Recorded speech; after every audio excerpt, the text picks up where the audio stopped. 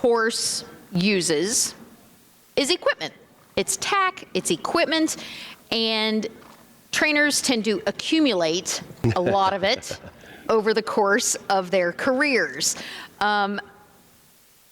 Tom has been a trainer for quite some time, obviously comes from amazing pedigree, something that is very important in the horse racing industry. So Dad was Hall of Fame trainer Jack Van Berg, and his granddad was in the Hall of Fame as well, Marion Van Berg. But still, the horse racing lineage continues through your family with your siblings. So kind of give us the brief Wikipedia about TVB. Well, I graduated from college in '92 and proceeded to head out to California. My father's main stable was, and I actually wasn't planning on being in the horse industry. I was getting ready to head over to Australia to be a bartender. Is that true? Yeah, I was still living my youth. I was going to work 2 years out in California in the winter, and I had a buddy that I met in Europe on my travels over there, and I was going to go down there and make some money in California, and he had me working on a workers' compensation issue. At that time, the thoroughbred industry was lumped in with the quarter horses and for some reason the textile industry in California, and it was a lot of immigrant labor, and they had the work comp was 33 cents on the dollar. And so we got I worked with a gentleman from England, and we got a workers' comp co-op for trainers, and we got it down to 13 cents on the dollar. And I was having a big time in LA, and Dad said, well, you're not doing anything at 5 in the morning, so why don't you come out and work with horses with me? Well, I thought sleep at 5 in the morning was a pretty good idea. And so I started going out there, and I never got to Australia, and I've been in the horse game ever since. So once it got in my blood and I was in full time, it was, I spent a lot of my youth. We had training centers and farms in Kentucky as I was growing up, and I did most of the grunt labor. I did painting fences, repairing fences, mowing the paddocks. I never was much of a track guy. He kept me away from the track. And so in the early 90s, I made my way out to California, and then mid-90s, we sent with a stringed Exarban, which was in Omaha, Nebraska. The last year they ran was 95. And then I went to Maryland, to Pimlico for a year with Mr. John Franks' horses. And then I made my way to Kentucky in 96, and I've been in Kentucky ever since. And got out of the game in 2008. My oldest son was diagnosed with leukemia, and I got out of the game and worked with him for 10 years and took care of him. And then when my dad's health was failing, he got me back in hauling horses, saddling horses when he couldn't, running them for him in the races, and back in the shed row just being a kind of advisor and driving him around. And then he passed away in 2017, and the two things he asked for me to do was make sure his 3 dogs were taken care of, and his assistant, Sammy Alvarez, who's still with me today, has been with us for 40 years. My family and his father was with him before. They said, make sure he has a barn full of horses. If he wants to train, he can train, or if you'll train and he wants to be the assistant still, and make sure you have horses for Sammy to work with. And so we've continued to this day, and I think we've done all right. We're doing okay. Doing all right. And yeah. Dad is certainly looking down. Yes, he is. So. Yeah, I'm sure he is. I feel it every day. Yes, you do. Yeah, little dad winks. I mean, there's been some great things. The first horse I ran. Profound moment. Yeah, after he passed away, it was a filly named Profound Moment, and it couldn't have been more appropriately named. And she won our first start that we started, and I thought she was done at the 8th pole. And it was just like, he picked her up and just carried her home, and she won. And Curtis Cody, the photographer here, did one of the most amazing win pictures I've ever had. And it's a picture. I don't know if you've seen the win pictures before, but there's an action shot, and there's a winner circle shot, and then there's usually a head shot. In the winner circle shot, he had us. Everybody in the winner circle, he had us pointing up to my father. And then he superimposed a picture of my dad, his face, right above the horse in the sky above us. And it's pretty Why'd pretty you neat. have to bring that up? It's pretty special. But it was just one of those things that, you don't, those kind of stories don't happen. That's written in a movie. And you embellish. But it was amazing. Her name was Profound Moment. It was, and I think even Vic Stauffer, or it might have been, was it Vic at that time? And he said it definitely is a profound moment when she won, and it was just, it's pretty special. And then like the next year on Breeders' Cup Day, I didn't have anything in Breeders' Cup, but I had 2 horses in the undercard. I did not bring lash glue. Oh, did you? Come on, you're supposed to be prepared. You're a pro. Okay, go ahead. on Breeders' Cup Day, I had 2 on the undercard, and one of Dad's clients who continued to have horse with me asked Dad before he passed away to name a horse after him named Jack Van Berg. And on Breeders' Cup undercard, his first race for me, Jack Van Berg won and paid $20-something. And then the next race, I had another horse for a client of Dad's. It was a really good friend of his. That horse run on the undercard of Breeders' Cup. So we had back-to-back winners on Breeders' Cup. I'm like, there's just no way, you know. I mean, there were 70 people in the winner's picture when Jack Van Berg won, and it was just, you just don't see those things. And so it was pretty amazing. And, you know, I like to think he had something to do with it. Absolutely. And I'm very grateful for your dad for bringing, because I knew his dad from Hollywood Park being this gruff old cowboy and, you know, literally riding his pony up to the gate, up to the door of the racing office, you know. That's who he was, and that's why I loved him. But Jack brought me Tom, his wife Angie, and his sisters. And that's what I am so grateful for. It's a good crew. It's an amazing crew, and man, have we had some fun since then. They're good people. I'm very fortunate. Yes. So let's continue on with our program. Horse equipment is kind of the key to getting the ultimate product and the ultimate performance, I think, out of a horse. And it's kind of a collaborative effort, so to speak, between the trainer, the exercise rider, and also the jockey. So let's kind of go down, because it starts early in the morning with waking up. The grooms spend the bulk of the time with the horses. So I was gonna kind of stand and let you maybe wrap my legs. Yeah, there you go. No, I was gonna say, I don't, if I got down, I don't know if I could get up. Well, I might not either. So we both might be in trouble. We might do the interview from down here. Yeah, so one of the key things, if you've noticed, horses, when they get up in the morning, they have bedhead. They might have rolled in manure. Thank you.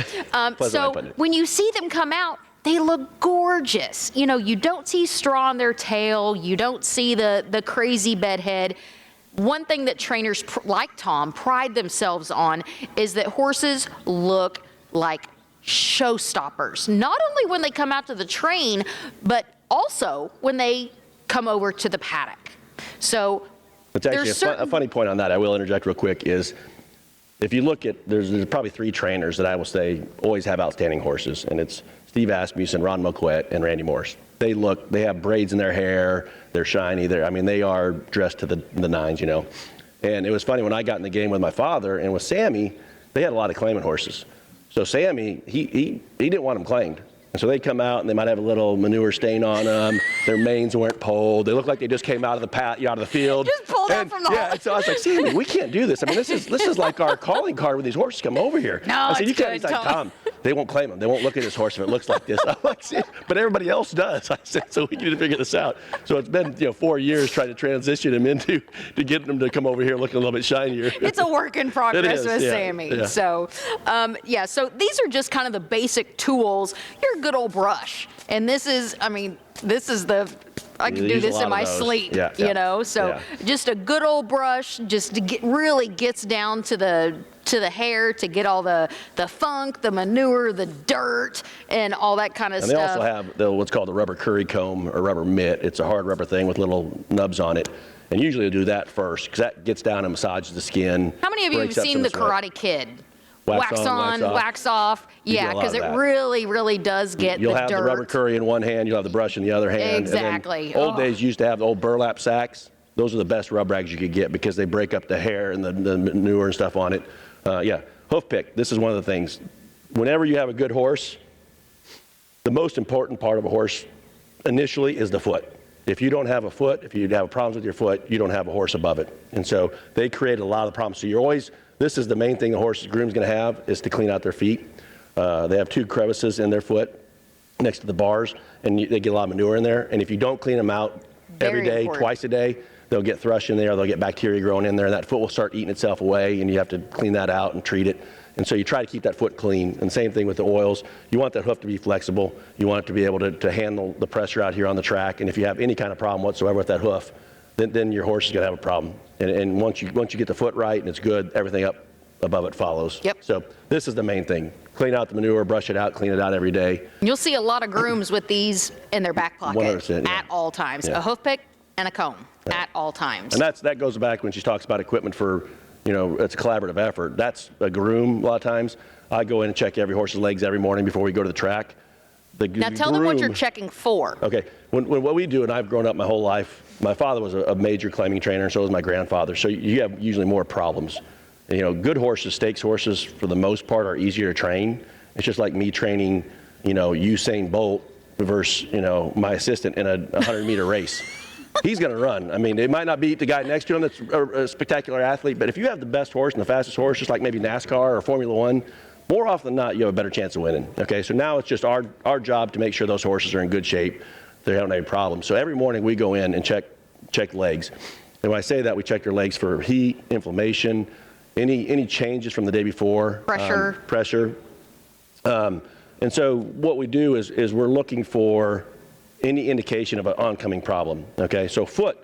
Particularly, if you have a foot with either an abscess in it or some thrush in it that's bothering it, or sometimes they have what's called a quarter crack or a quarter where they'll grab it from their back foot, they'll reach up and take that back ball with their heel off. Sometimes they'll have a crack in the foot where it'll split, and it's kind of like you having a crack in your nail by the cuticle. It gets really painful when that horse hits the ground, and so you have to put epoxy on there, and you'll get that crack stop from separating and let it grow out.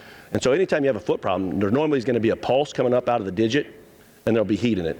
And so if I go in the morning and feel heat in that foot and that hasn't been there prior, then I need to start looking for something. And I'll notify my groom. I said, hey, there's something going on with this horse's foot. Let's see if we can find it. We'll get out what's called hoof testers. They're like big, kind of almost plier looking things. And we'll go all over his foot and see if he's got any pain, any sensitivity anywhere. And then we can find out below if there's something onset. And so we check the foot, we check the ankles, we check the knees, we check the tendons and suspensories. And so everything you go in the morning, every horse gets 100% checkout, making sure that horse has not changed from the day before, and we're good to go. And then usually what we'll do after workouts or races, the next day we'll take them out and jog them on the asphalt or the concrete and make sure they're hitting the ground sound and there hasn't been any change from the day before. But the hoof pick and the groom, they start that whole process. And so then we go from there and figure out what we need to change or what we need to do to address the issues with the horse. And one thing that's important is shoeing horses. And as Tom said, it all starts with this. And this is just a basic horseshoe. There are so many different types of horseshoes. Whether a horse runs on dirt, whether they run on turf, there's toe grabs, there's horses that shoes glued on if they might have some some very thin walls that you can't put nails in. But it all comes down to really also having a very, very good blacksmith as well. Correct. So how far out, typically horses get shod every 30 days, but how far out would you say that you would shoe a horse prior to a race? I usually don't like doing shoeing any closer than 5 days to a race, just because if there is a problem, sometimes when a blacksmith will put a nail in, drive a nail in, and they'll get the quick, which is the sensitive area in a horse's foot. And if it gets in there, it'll get pain and it'll get heat, and they'll start an abscess. And so when I get 5 days out, I might not see that if a blacksmith hit something, and then it might be 2 days later. Now I'm 3 days out from race, and I start feeling the heat and the inflammation, and then the soreness comes next. And so I'm usually the closest I'll go is 5 days. But the one unique thing about our barn, and it's something that's been a true blessing since I've been in the game, is my blacksmith is my assistant. My dad was a phenomenal blacksmith. The only thing he wouldn't do is he wouldn't nail the shoe on. But any blacksmith that would come work in his barn, they would get done and trimming the foot, and the next thing you know, he would get them out of the way, and he'd go and trim it some more and get it the way he wanted it. He grew up his whole life shoeing horses except for nailing them on. And so he taught Sammy, his assistant, who's my assistant now, to do all our shoeing. So Sammy does all his shoeing. Sammy is such an amazing horseman that he doesn't even have, usually they'll have somebody hold the horse for the blacksmith. Sammy will have them tied to the wall in their stall, and he'll shoe them without anybody holding them. They're that comfortable around this guy. And he shoes horses just like we want them, like we've always done it. And I can't say how many times we've claimed horses and brought them in our barn. And the first thing we do is to see their shoeing job, and we'll take the shoes off, reshoe them, retrim them, and change their foot dynamics, and it changes their whole leg up above it. So it's a blessing to have it. I mean, he's phenomenal. And any kind of problem that comes up, I'll say, Sammy, we got something here. He'd be the first one to go in there and get the hoof testers out, get the knife out and pare it and see if we can find out why the reason is. So it's almost like trimming fingernails. Sure. Yeah. Sure. So when he's talking about, trimming the nails, it's almost like our equivalent to fingernails. There's no pain involved. So it's basically the sometimes getting them to stand still is the that's the hardest struggle. part. Yeah. But the interesting thing about where'd that shoe go? I'm passing it around so they The can interesting see it. about that shoe is, so I don't know if you guys heard lately, is there's a new part of legislation coming in called HISA, or HISA, however you say it. I say HISA, the Horse Racing Integrity and Safety Act. Alliance Act. Okay, and so what they did is, there's been so many issues, negative issues over the past 4 or 5 years with horses injured in California, with the 2 trainers on the East Coast getting nailed for performance-enhancing medication, that the government pushed through a bill with COVID relief called HISA. And it addresses everything from track safety to medication policies to any kind of suspension to riding for jocks. And one of the things in the bill now is the horseshoes now, if you'll see it on the front little part of it, on the bend, there's a little bit of a raise, and it's called a toe grab. Okay, those are now going to be outlawed starting July 1st. What? We can't, no, hind shoes, they've been outlawed on the front shoes for the last 2 years maybe. So this little part right here, this little metal raise, okay, that actually gives a horse traction in the dirt, especially on a deep surface, okay? No longer will that be able to be there, okay? It was allowed last year on or this year even on hind shoes to give them traction behind.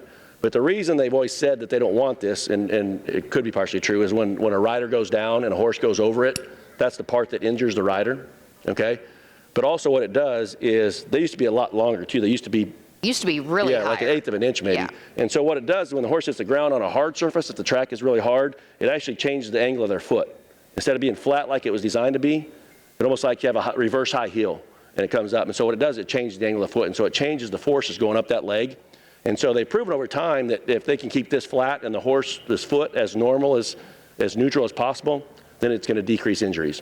Okay, and so there's various reasons. But what it's going to entail is, it's going to have to be consistent with the tracks. You're not going to be able to have deep, sandy, loose tracks and not have any toe grabs, because then you get other issues, soft tissues that are problems.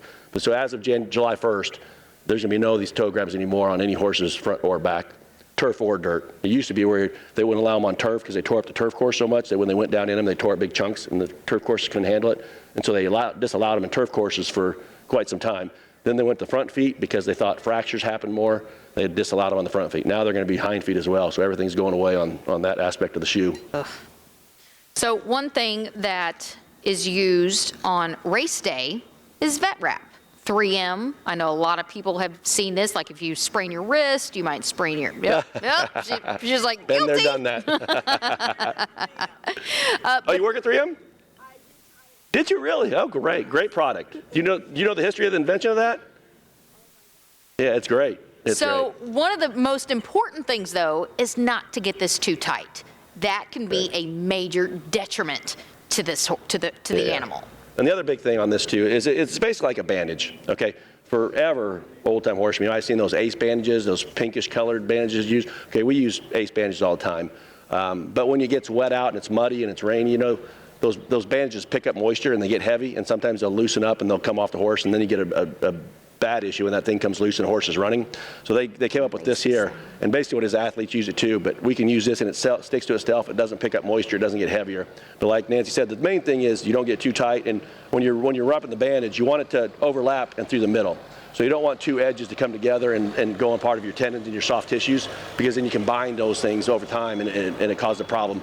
So these things are very important, but they're great safety. And also there's horses, some of the things that will happen, you see on these loose and sandy tracks too, is horses will call what's called rundown. So on the back of their fetlock, when you see their ankle drop down, there's a little angle that goes underneath. That back part of that ankle will hit the ground when they run. And when it's a horse is designed the way they're made is when they hit the ground, they slide, their feet slide. You don't see it, it's imperceptible to us, but they'll slide. And so horses that have really severe angles on their pasterns will hit down so much that that back of that fetlock will hit the ground and it will slide, and it'll give big raspberries on the back of their ankles. And so we put those on there, and there's a little vinyl patch called the 3M patch too that you put over the top of it so it doesn't tear that bandage either, and it acts just like a safety system to stop that, it slides over that surface better. So how many of you have noticed when horses come over to race, or even when they run, their tongue is hanging out? Yeah, have y'all noticed that? Well, that is because trainers tie their tongues when they run. Some horses, they just keep it in their mouth. Some horses, they hang it to the side. So tell us why trainers tie their tongues. And some are better than others. Yeah, but I the will one thing say you'll see is more often than not, you'll notice Steve Asmussen is famous for it. He really pulls that tongue out far. And you'll see those a lot. Yeah. I mean, sometimes they even be centered, which is rare, but he pulls them out far and ties them back further than most. But the reason you put a tongue tie on is it's a preventative measure. Some horses, when they get nervous, it's called displace, and they will flip their soft palate. So when your horses breathe, okay, they're nose breathers, but they have epiglottis? Well, it's the whole system, the way it's breathed. So they have a flap in there that when they're eating and drinking, it goes down, into their stomach, and when they breathe, it goes down, so it goes in their airways. And so what happens is when a horse gets nervous, they can flip that palate up and block their airway, okay? And they do it by pulling their tongue back in their throat and then flipping it back, when they get nervous. Well, this stops them from doing it sometimes. And if you pull that tongue out, they can't get it back there, that reflex action, and flip that palate. Okay, some horses just do it and they'll replace it, no problem. But some, once they get back there and stop that breathing, they basically, for the last stretch of the race, they're running on one breath, and so the horses will stop. And so you'll see a lot of times horses that do that when they get nervous. You put this on them, and as soon as they stop displacing that palate, they'll stop stopping. They'll keep on running down the stretch. So I mean, some people think this may be kind of cruel, but really it happens for their protection. 2 minutes, 3 minutes, Yeah. and it's a lot more stressful for a horse to not be able to breathe than it is putting this on their tongue. It's a very simple piece of equipment, but it is very effective on a horse that has that issue. Some horses don't. Some horses, just like good athletes, they don't get nervous. They get, when they go out to run, they know it's game time and they're prepared for it, and they're calm. That's probably another misnomer about horses. You think you want them jacked up and excited. That's the exact opposite. You want them as calm as can be to run their best race. And so some horses naturally get more nervous. That's just their system. But this is a big piece of equipment that stops some of those nervous horses from displacing and slowing them down. So this piece of equipment, I don't have an updated version, but this is actually an illegal piece of equipment. Yes, I won't use it on you. So the reason why this is now illegal is because of this piece of leather and also these little pieces of leather, which are called feathers. These whips are no longer used. They are no longer created. But the whips that are used now are more like, what, Nerf? Similar to Nerf. They're similar to Nerf. And when I've been, unfortunately, the victim of these a couple times by jockeys who think they're funny, they do pop. But yeah, this is now an illegal whip. And if you get caught with these, well, nobody uses them anymore because they're not even allowed in Jock's room. But this is many, many, many years old. But yeah, this is no longer allowed in Jock's rooms because of this, I mean, you can, So the Nerf, part of Ramon Dominguez, when jockeys Hall of Fame jockey Ramon Dominguez invented the whip that is mostly used in the Jock's room now. Yeah, so what happened is when a jock, particularly some of the stronger jocks, when the horse would come back after a race, they would actually have welts from this on their skin. And so a lot of the horse or the animal welfare activists got upset, and this became a big hot point on horses. And some trainers and owners. Yeah, Ramon Dominguez, I mean, some people just say you don't carry a whip or don't use a whip. But it's kind of necessary. Thank you, so Jason. It's more of a corrective that's measure. Awesome. Thank you. And so if a horse is shying from another horse or getting out or doing some kind of behavior that puts a rider in harm's way, then this is really needed. So you can see the difference what these are. Like this is the one I'm more familiar with than that one here. But, so it's softer. It's more like a pad. And the purpose for this still, the way they use this is for corrective. When he acts out. But what it does is now this still makes the sound of being hit, but they don't feel the sting of it. Yeah, and it doesn't leave a mark. And so what they're still saying is the rider's saying, you know what, you can't take this out of our hand because if we get in trouble, we need this to correct what the horse is doing. So if you've ever seen a horse race where a horse is kind of getting out in the turn. Classic example, John Court yesterday on the Lucas horse going 5.5. Yeah. Classic He was getting out bad. And so you need this to correct that horse's behavior. If you just leave without anything, if they just have one rein, they're not strong enough. The horse is too strong for a horse. So this is a corrective measure, not abuse. This one was a little bit extreme. Yeah. But this goes back for as long as racing has been around. Yeah, and I have seen just in my long tutelage. I have seen some skin broken, you know, with these. So yeah, these are, and Ramon Dominguez, who will be here for Hall of Fame Day, was very proactive in getting these to the mainstay in the current jocks room. He was smart because they wanted to just take whips away. Which is not good answer. For jockeys. And so he tried to figure out a solution to the problem and address it, and that's what he came up with, which was a very good idea. The only time I've seen it usually is inadvertently if somebody's going to whip and a horse coming up and maybe they hit an eye. But I haven't seen it where like a hind end or a flank that's really gotten any. I mean, there'd be maybe a little bit of a mark and you just put some ointment on it. But the only one I've ever seen is when a jockey goes to whip and that horse is coming up there, he doesn't see him. Completely inadvertent. Yeah, it's just an accident. Yeah. Just because they're so close riding in the stretch. I don't think our side does. Well, it's interesting because I actually asked that question to a couple of our stewards. They want a jock to hit a horse a couple of times, then give the horse time to respond before the jock continues to use the whip again. So that's the answer that I have gotten. Some states now, that's a good question, because some states now are 3 times, some are 5 times, and if they go one over, it's a $500 fine to the jockey. But it's a hard line because say you're in a $1 million race and you're this close to winning it and you hit it 6 times. Yeah. Well, does that owner or that jockey or that trainer say, well, I only want you to hit 3, but we're going to get beat in that $1 million race? It's a tough moral dilemma, you know. So it is. Yeah. There's some. Yeah. Exactly. Yeah. I mean, put your all self in that situation. What would you want your jock to do? If it's a difference between $600,000 or $200,000 and a grade 1 win, value for that horse is. But you'll also sometimes see jockeys maybe not hitting behind, and you can't raise it above your shoulder. You'll also see jockeys kind of flagging horses on the front. They'll never touch them, but you'll see them flagging just to kind of keep them on that straight path. So when we get to blinkers, so a horse, when we get to blinkers, we'll talk about why, but a horse has 350-degree vision. So where we have probably, I think it's 45 degrees on either side of our eyes peripheral, they can see all the way back to be almost behind them. The only place they can't see is behind them and directly below their nose, from their eyes down below their nose. But so when you take your back leg, if you take it out and put it out on the side of them, that's almost in their center of their vision, where we can't see anything back there. But that's over time, that's why they developed. They have the largest eye of any mammal, but it's for flight. It's for predators coming up behind them where we can't see that. That's how they've been developed over time. So we're going against their tendency when we're running because they're seeing horses back there. They're seeing whips back there. They're seeing all that stuff when they're running. And so that's why we'll get, when we talk to equipment blinkers, is you're trying to get the focus. And that's all monocular vision. So that's only one eye seeing this side. That's one eye. There's no depth perception. All they're seeing is movement. And they can't tell how close or how far it is away. The only binocular vision they have is about 65 degrees in the front of them. That's the only time they can see depth perception with both eyes. So this is a shadow roll. So I will demonstrate now.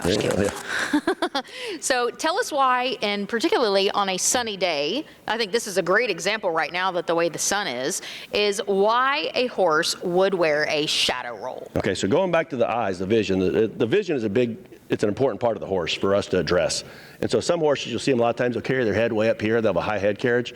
Well, a lot of times is that horse, he can't discern on the ground if that shadow is a hole or if it's a jump or if it's anything different than the smooth surface that's in front of him. And so they'll continue to go like this, seeing that shadow coming up on the ground.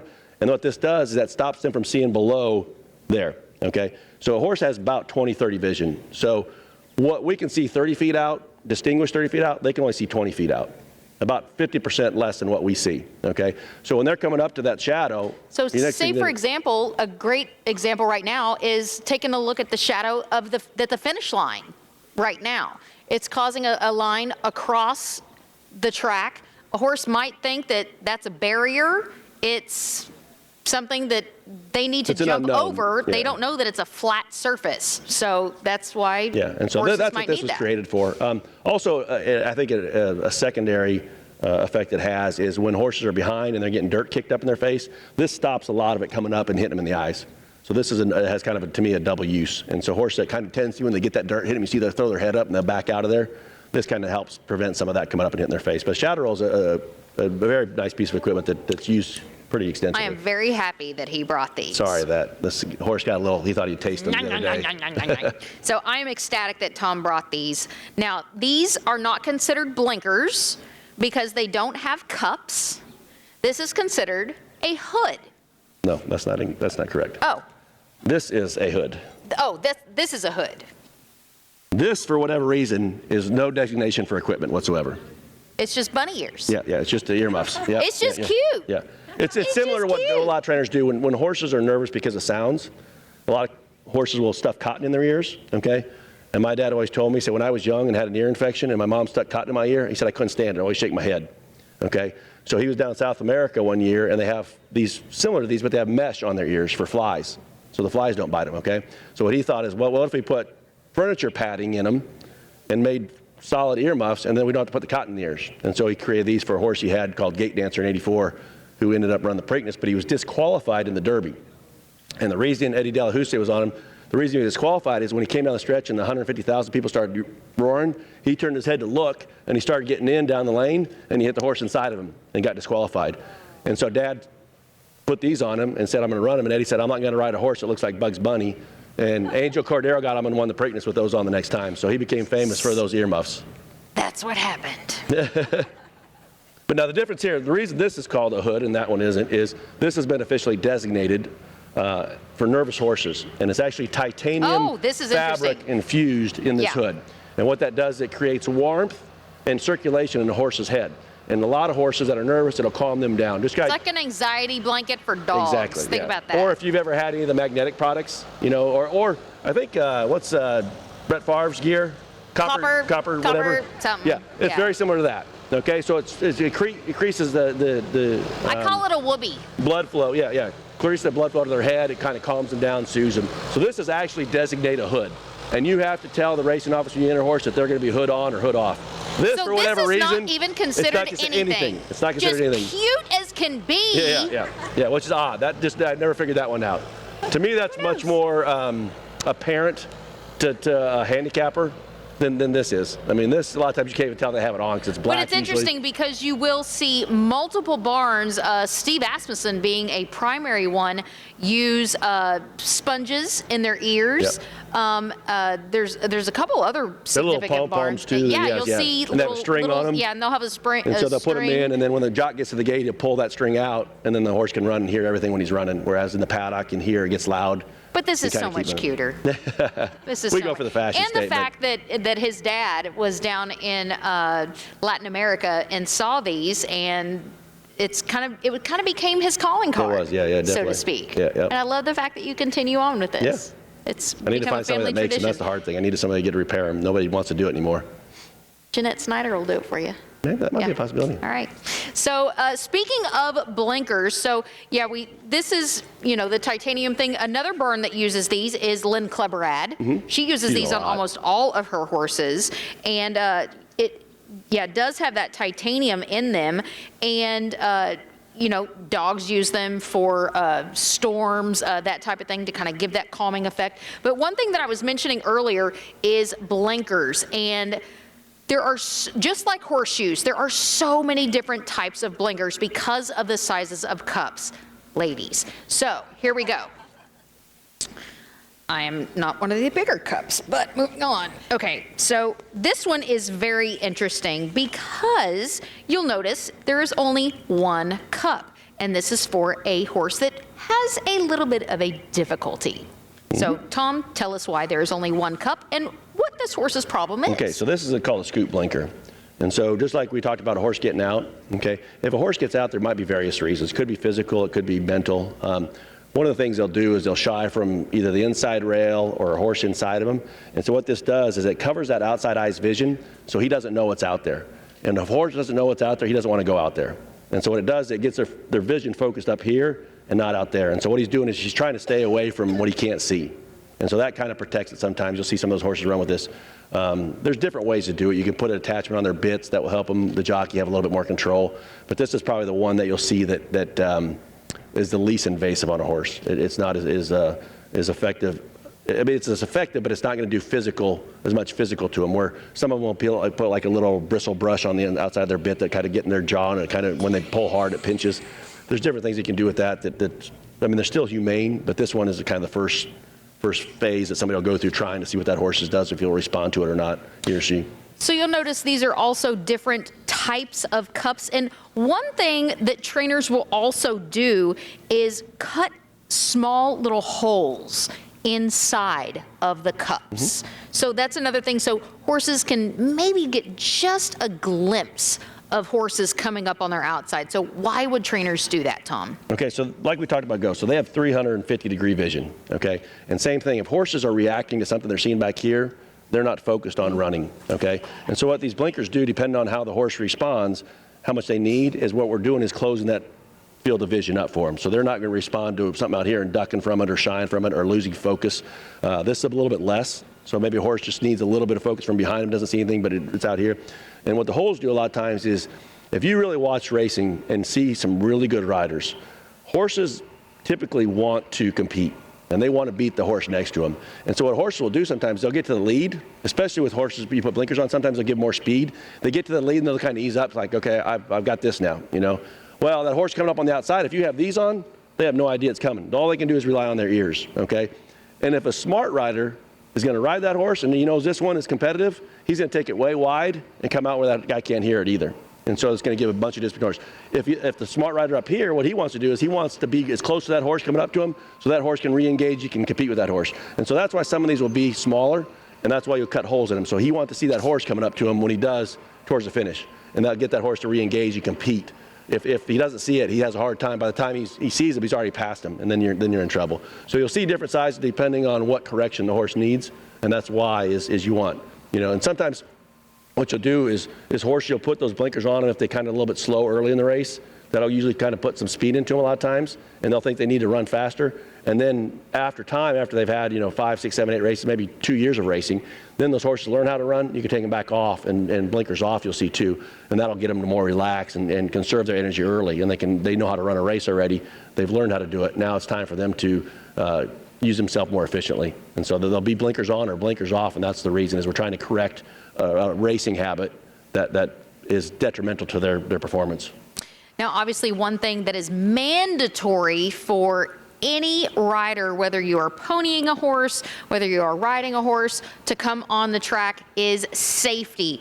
You can see that our ambulance is stationed down on the track. An EMT follows the riders during a race, as well as a veterinarian. Every rider has to have one of these on. As you can see, this is a standard flak jacket. They are also wearing safety helmets because safety is first. So every rider has to have one of these on. And one of the good things that is exciting for an owner is designing their own silks. That is a highlight for every owner. They love the fact that this is a trainer gets to have their saddle towel and their barn signage, but this is the owner's kind of business card when they get to come out to the track as well. But when a horse gets ready to go to the track, this is way bigger than a jock saddle. This is the exercise saddle, as you can see, that is used in the morning. And oh my gosh, that's so heavy. I haven't tacked up a horse in so long. But this is a typical exercise saddle, and you can see it is much bigger than what you will see the jocks use in the afternoon. How much does this bad boy weigh, do you think, Tom? Probably 5 pounds, maybe 7 pounds. It depends. They're a little different. They're smaller than English saddles, if you ride English. But they're, like I say, you're bigger than the jock saddle. The reason the jock saddles are smaller is because that's included in their weight they carry when they weigh in. And so if you see a jock weighing in at 118 pounds, that's including his tack with him. And so the jocks have, the bigger the jock is, the smaller saddle he usually rides in. And the difference is, too, is a jock never really puts their butt, or shouldn't put their butt down in this part. They just need a string of stirrups. They just need the stirrups. So they ride with their legs the whole way around there. Whereas a rider, you'll see him when they come around here, like this gentleman here coming here. He's called posting, where he's go up and down on that back. And so it gives a little bit of cushion to the horse and a cushion to him as well. And so that's why a rider saddle has a little bit more substance to it than a jock saddle. So what I like to call the steering wheel of these amazing animals is the bridle. And sometimes you might need a different steering wheel, and that is where the bit comes in. This is a ring bit obviously, for certain reasons. It's called a ring bit. And this might give the rider a little more control as opposed to a traditional D-bit, which is your basic standard bit. So tell us why a trainer might switch bits. And that's also where your exercise rider and your jockey might come back and say, oh, he was getting out. He was, too tough. He was too tough. He needs to relax. Tell us why the difference of bits and why you might change. So anybody that's ridden a horse this is what your control is on the horse. So you're pulling on the horse's mouth and or jaw. Okay, and the easier the horse goes, the less amount of metal and less bits you need to have in there. This is considered what's called a snaffle. Anytime you see a bit with a break in it, a hinge in it, that's a snaffle. So this is actually considered a snaffle with a ring, okay, a ring snaffle, and they've shortened up to a ring bit, and you'll see it made out of copper instead. The copper increases salivation in a horse. It's kind of a sweet flavor to them, and so sometimes it'll help a horse accept a bit better, and they'll relax them. This is called a D bit because the sides look like D's, okay? But it's typically a snaffle bit, and the hardware on the side is why it's called the D bit. And so a horse that's very kind and doesn't need a lot or very sensitive in the mouth, usually you'll do something like this. Sometimes they'll be covered in rubber or leather, and it gives them softer, even for a horse that's more sensitive on their mouth. A horse that's really strong, you'll see them when they're throwing their head up and the rider's full of hands, usually they'll go to something like this. It gives the rider a little bit more control.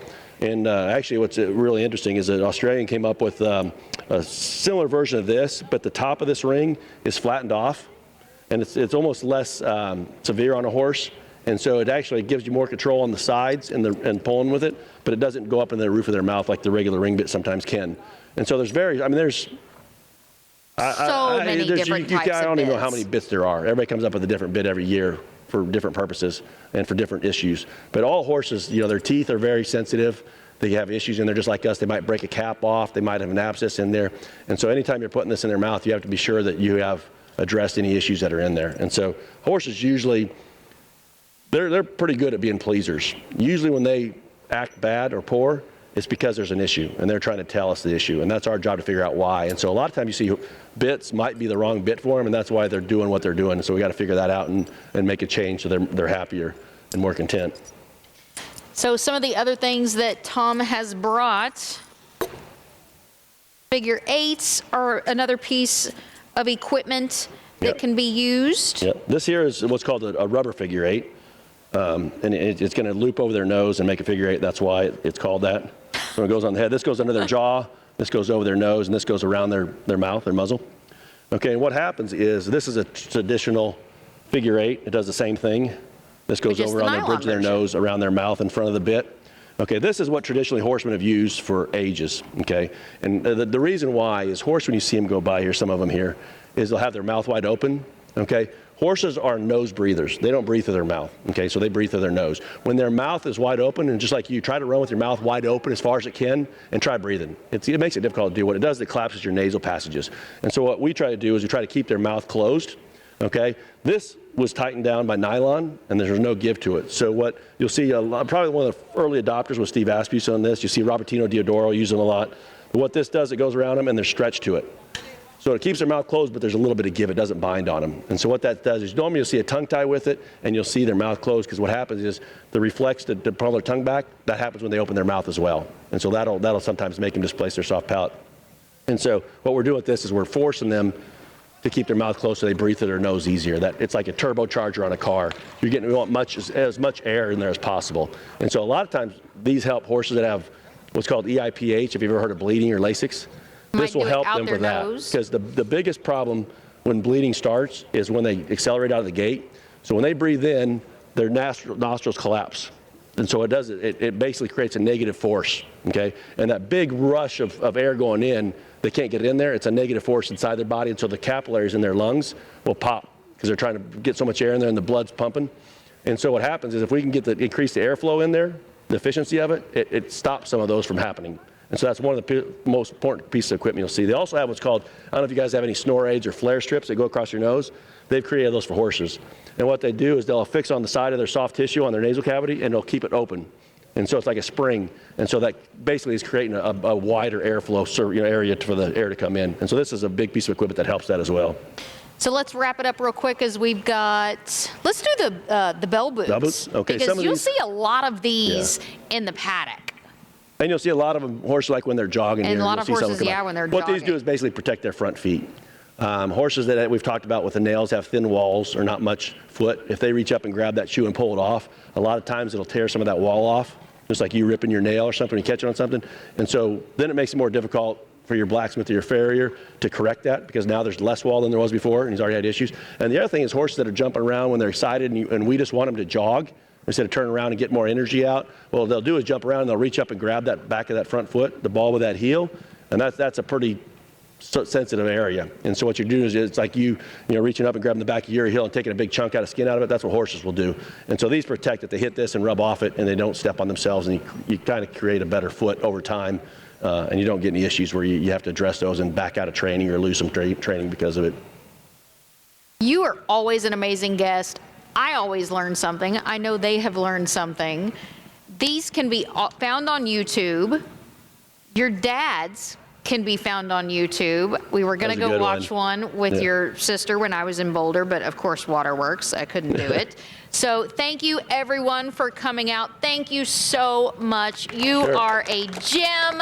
Tom Van Berg, ladies and gentlemen, thank you so much, TVB. You are a blessing to the sport. Thank you so much, everyone.